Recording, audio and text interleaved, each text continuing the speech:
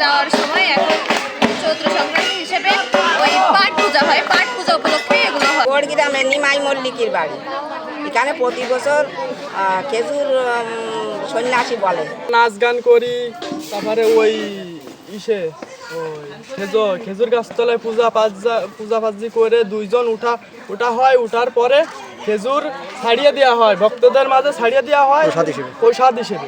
শিব নাকি রুদ্ররূপ ধারণ করে এক সময়, সেই রুদ্ররূপী পূজা করার জন্য রাউসের নামে এক রাজা ছিলেন, তাতে আদেশ করে যে এই উপচারে 16 সন্ন্যাসী বালা একত্র করে পাঠ চান করাইয়ে এই উপচারে ঘুরে ফিরে আর কি এই উপাসনাটা করার একটা নির্দেশ দিলেন।